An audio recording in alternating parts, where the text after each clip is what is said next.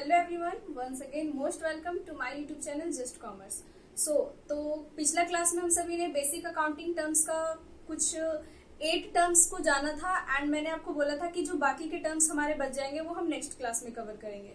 तो आज जो टर्म्स हमारा रह गया वो सारे टर्म्स को आज हम आज की क्लास में समझ लेंगे। ओके, तो सबसे पहले मैंने यहाँ पे कुछ जो टर्म्स है उसे लिख रखा है, उसके बाद मैं इसे समझाऊंगी एंड देन फिर हम दूसरा और भी टर्म्स को समझेंगे। ठीक है, तो 8 टर्म्स मैंने आपको पिछला क्लास में बताया था एंड उसके बाद वाले टर्म्स को हम आज की क्लास में डिस्कस करेंगे। ठीक है, तो सबसे पहला जो मैंने यहाँ पे लिख रखा है वो है गेन।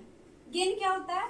तो पिछला क्लास में आपको मैंने प्रॉफिट बताया था, इनकम बताया था एंड रिवेन्यू के बारे में बताया था। तो गेन क्या है? गेन के बारे में मैंने आपको नहीं बताया था। तो गेन क्या है? Basically a profit that arises from event और transaction which are not related to business. समझ में आया कुछ? इसका मतलब ये है कि वैसे प्रॉफिट या फिर मतलब वैसे प्रॉफिट जो कि बिजनेस से नहीं है वो अचानक आपको हो गए, वो आपका गेन है। ठीक है, लेट कि अगर आपके पास कोई पुराना सा घर पड़ा है और आप उसको बेच दिए और बेचने से जो आपको पैसा मिला वो आपका गेन है। ठीक है, वो आपका बिजनेस से आपको नहीं मिला है। हो सकता है कि आपके पास कुछ ओल्ड ज्वेलरीज हो एंड आप अब उनका यूज नहीं करना चाहते तो आप उन्हें सेल कर दिए, तो उन्हें सेल करने से जो आपको अमाउंट मिला वो आपका गेन है। समझ में आया? इसका मतलब कि आपके बिजनेस से जो गेन आपको नहीं मिलता है, बिजनेस के अलावा बाकी किसी चीजों से अगर आपको गेन होता है, प्रॉफिट होता है या फिर बाकी किसी चीज से आपको रिसिप्ट प्राप्त होता है, मिलता है, तो वो आपका फिर हो जाता है गेन। ठीक है, एग्जाम्पल मैंने लिखा है सेल ऑफ एसेट्स, और लॉटरी भी हो सकता है इसमें। ठीक है, अगर आपकी लॉटरी लग गई है तो भी ठीक है, क्योंकि वो भी तो लॉटरी वाला अमाउंट भी तो आपका बिजनेस से नहीं है ना, वो भी अलग से आया आपके पास। चलिए नेक्स्ट हमें जानना है वो है एक्सपेंसेस। एक्सपेंसेस क्या है? Cost, it is cost not lost. Cost incurred by business in the process of earning revenue is expense. इसका मतलब कि रिवेन्यू अर्न करने के लिए आपने जितना भी एक्सपेंस पेड करा वो आपका एक्सपेंस है। मतलब जितना भी खर्च आपने रिवेन्यू को प्राप्त करने में किया है वो आपका एक्सपेंस कहलाता है। एक्सपेंस मतलब सीधा सा खर्च। जितना भी चीज आप मतलब अपना अमाउंट, अपना अर्निंग के लिए आपने जो खर्चा किया है वो आपका एक्सपेंसेस है। लेट कि आप अगर कोई चीज का प्रोडक्शन कर रहे हैं तो प्रोडक्शन करने के लिए आपने जितने भी चीजों का प्रोडक्शन करने के लिए आपने जितनी भी चीजें खरीदी है वो आपका एक्सपेंस होगा। ठीक है, प्रोडक्शन करने के लिए मान लीजिए कि आप रॉ मटेरियल्स लाए, रॉ मटेरियल्स परचेज करने में जो आपने खर्चा किया वो तो आपका परचेज हो गया। ठीक है, बट रॉ मटेरियल्स को लाने में आप जो जहां अपने सप्लायर से जिससे आपने परचेज करा वहां से लेकर के आप जहां पे प्रोडक्शन कर रहे हैं, जहां पे आपका फैक्ट्री है, वहां तक लाने में जो एक्सपेंस हुआ दैट इज कैरेज, वो आपका एक्सपेंस हो सकता है। ठीक है, ओके, आई बात समझ में? चलिए नेक्स्ट है हमारा परचेज। परचेज मतलब यस वही खरीदारी करना, खरीदना ही हमारा परचेज है। बट यहाँ पे क्या है? तो व्हेन अ मर्चेंडिस और बिजनेसमैन परचेज गुड्स और रॉ मटेरियल्स। ठीक है, जब कोई भी मर्चेंट या फिर बिजनेसमैन, मतलब जब कोई भी मर्चेंडिस, ठीक है, जो कि उत्पादन करता है फैक्ट्री में, प्रोडक्शन करता है चीजों का, ठीक है, जिसका कोई फैक्ट्री हो, और बिजनेसमैन जो कि बिजनेस करता है चीजों का, ठीक है, वो सभी जब गुड्स या फिर रॉ मटेरियल परचेज करते हैं, बिजनेसमैन है तो वो गुड्स परचेज करेगा एंड अगर बिजनेसमैन अगर है तो रॉ मटेरियल्स परचेज करेगा एंड अगर जो प्रोडक्शन करने वाला है अगर, ठीक है, जिसका फैक्ट्री है, तो वो रॉ मटेरियल परचेज करेगा। ठीक है, फॉर सेल और प्रोडक्शन, बिजनेसमैन तो गुड्स परचेज करेगा सेल करने के पर्पज से, बिजनेसमैन गुड्स परचेज करेगा सेल करने के पर्पज से। मर्चेंडिस हम बोल सकते हैं या फिर जो भी प्रोडक्शन करने वाला है, मतलब जो मालिक है फैक्ट्री का, वो आपका क्या करेगा? तो वो रॉ मटेरियल्स परचेज करेगा एंड वो प्रोडक्शन करेगा एंड प्रोडक्शन करने के बाद उसे गुड्स मिलेंगे एंड फिर वो उसे क्या सेल करेगा। ठीक है, तो यही हमारा परचेज कहलाता है। जब मान लेते हैं कि मेरा क्लॉथ का बिजनेस है, मैंने क्लॉथ्स परचेज किया, तो जो क्लॉथ्स मैंने परचेज किया उसे तो मुझे रखना है नहीं, मैंने उसे सेल करना है। ठीक है, तो वो मेरा परचेज हो जाता है। ठीक है, अब वन थिंग और, परचेज तो आपको समझ में आ गया कि जब खरीदारी करते हैं, बट यहाँ पे एक चीज और है कि जब आप खरीदारी करते हैं तो उस खरीदारी करने के बाद हो सकता है कि आपको कुछ डिफेक्टिव प्रोडक्ट मिल जाए या फिर आपने जितना अमाउंट का जरूरत, जितना प्रोडक्ट का जरूरत था उससे ज्यादा प्रोडक्ट मिल जाए, तो उस टाइम पे आपने क्या करना है? तो आप उसे क्या करेंगे? रिटर्न कर देंगे।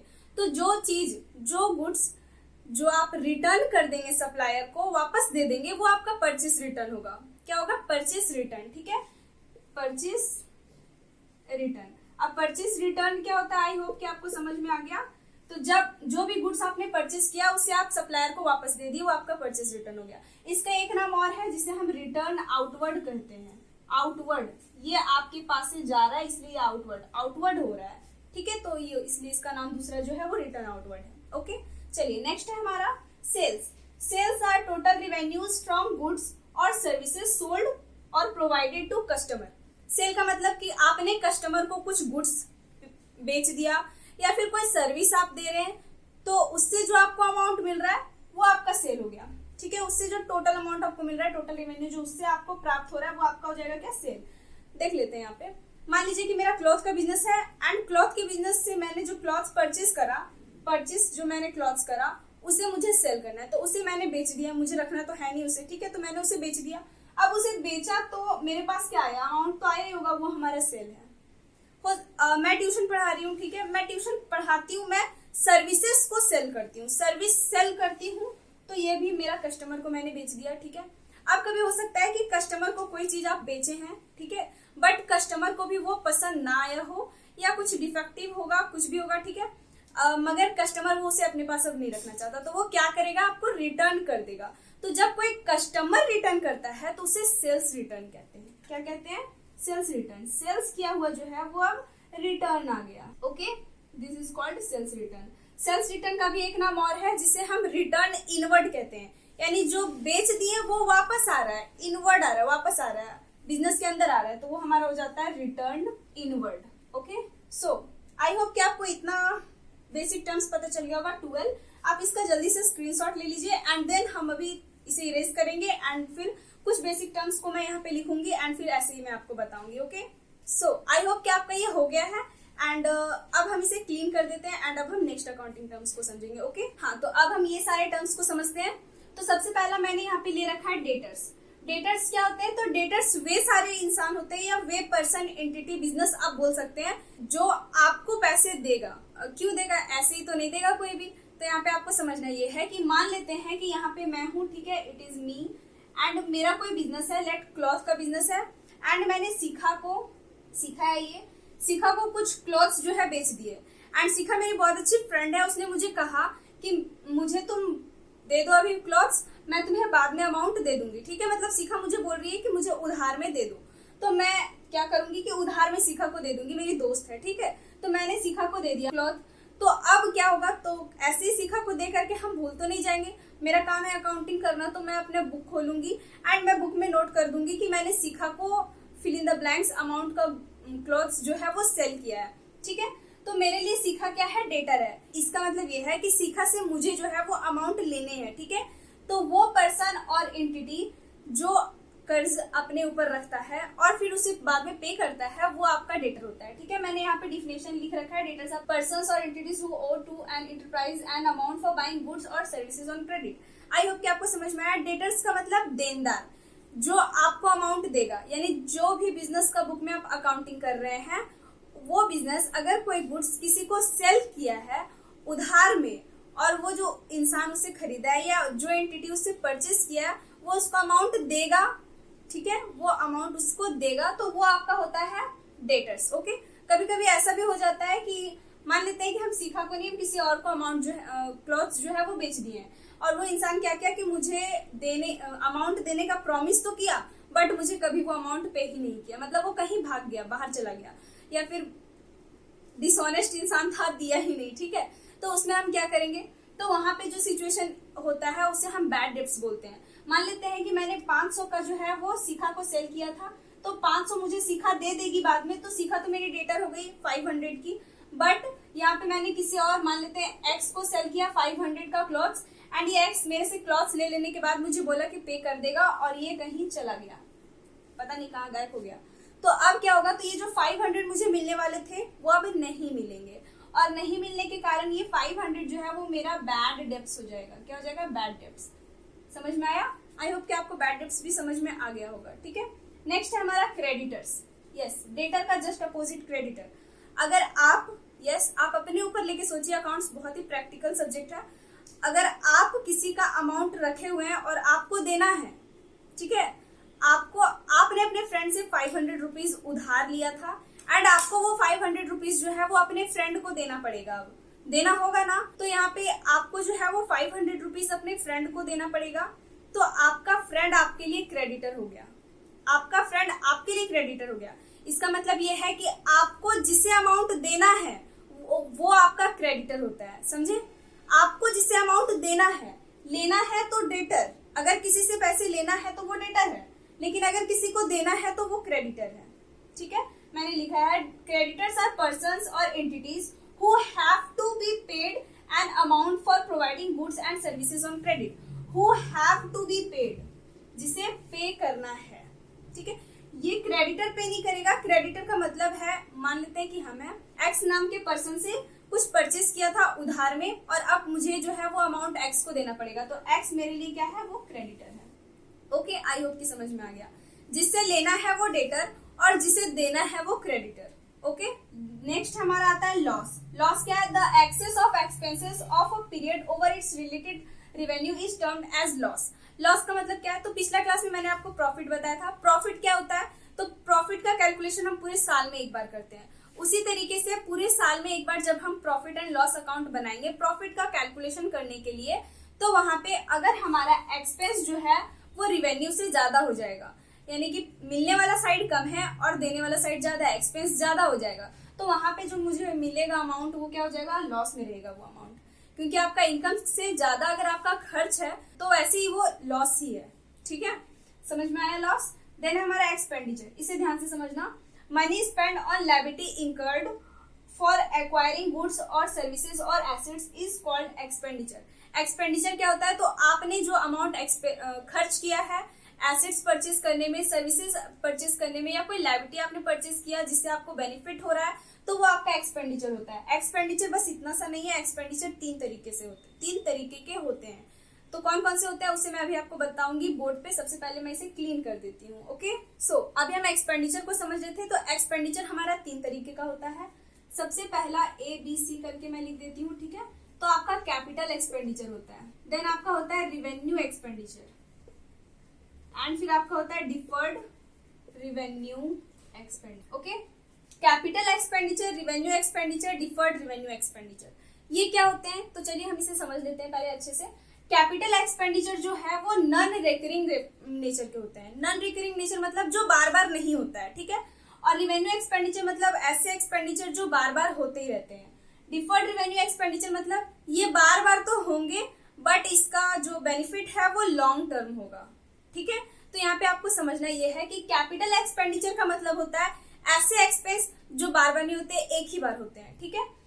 एक बार होते हैं ये एक्सपेंस। आपने घर बनाया, ठीक है, आप मान लीजिए घर बनाएंगे तो घर बार बार तो बनाता नहीं है कोई, एक बार आपने घर बना लिया तो आपका कैपिटल एक्सपेंडिचर हो गया। एंड कैपिटल एक्सपेंडिचर का बेनिफिट जो है वो लॉन्ग टर्म होता है, यानी कैपिटल एक्सपेंडिचर का बेनिफिट आपको 1 साल से ज्यादा का मिलेगा, 2 साल, 3 साल, 4 साल, 5 साल, वो आपका कैपिटल एक्सपेंडिचर हो गया। बट रिवेन्यू एक्सपेंडिचर क्या होता है, तो ऐसा एक्सपेंडिचर जो बार बार होते ही रहता है। आपने घर बनाया एंड घर बनाने में आपको हर बार इलेक्ट्रिसिटी पे करना पड़ रहा है, इलेक्ट्रिसिटी बिल देना पड़ रहा है। आप घर बनाए हैं तो आपको व्हाइट वॉश करवाना पड़ेगा, एवरी ईयर करवाना पड़ेगा, ये बार बार होगा, तो ये आपका रिवेन्यू एक्सपेंडिचर हो गया। रिवेन्यू एक्सपेंडिचर का जो बेनिफिट है वो कम समय के लिए, शॉर्ट टर्म बेनिफिट ये हमें देता है। इसका बेनिफिट होता है लॉन्ग टर्म, मैं यहाँ पे लिख देती हूँ लॉन्ग टर्म बेनिफिट, एंड इसका हमारा शॉर्ट टर्म बेनिफिट होता है, एंड इसका हमारा एक्सपेंस तो बार बार होता है। इसमें रिवेन्यू एक्सपेंस होता है, एक्सपेंस बार बार होता है, बट इसका जो है वो भी हमें लॉन्ग टर्म बेनिफिट मिलता है, ठीक है। एक्सपेंस जो है वो रेगुलर बेसिस पे होता है, रेगुलरली एक्सपेंसेस होते हैं, बट ठीक है, बट बेनिफिट जो है वो लॉन्ग टर्म बेनिफिट होता है। ओके, एग्जाम्पल में आप समझ लीजिए कि आप बिल्डिंग परचेस किए हैं, ठीक है। आप बिल्डिंग अगर परचेस किए हैं तो वो बिल्डिंग आपका क्या है, कैपिटल। बिल्डिंग को परचेस करने में जो खर्च हुआ वो कैपिटल एक्सपेंडिचर है। आपने मशीनरी परचेस करा, ठीक है, मशीन परचेस करा एक, तो मशीन को परचेस किए तो वो क्या है, कैपिटल एक्सपेंडिचर है। लेकिन रिवेन्यू एक्सपेंडिचर क्या है, तो मशीन को परचेस करने से आपका कुछ खर्च बढ़ गया। मान लेते हैं कि आप मशीन को लगाएं तो उसमें आपको इलेक्ट्रिसिटी बिल पे करना पड़ रहा है जितना मशीन को चाहिए, और हो सकता है उसमें कुछ फ्यूल लग रहा है तो फ्यूल आपको पे करने पड़ रहे हैं, तो वो सारे आपके रिवेन्यू एक्सपेंडिचर हो जाएंगे। ठीक है, रिवेन्यू एक्सपेंडिचर का बेस्ट एग्जांपल मैं दे देती हूँ आपको, सैलरी हो सकता है। अगर कोई एम्प्लॉय आपके पास काम कर रहा है तो आप उसे सैलरी देते हैं, हर मंथ देते हैं सैलरी, तो आपका रिवेन्यू एक्सपेंडिचर है, इसका benefit short term. Okay, next आप सैलरी दे रहे हैं एंड इलेक्ट्रिसिटी बिल पे कर रहे हैं, बिल मैं लिख देती हूँ, इलेक्ट्रिसिटी बिल आप पे कर रहे हैं।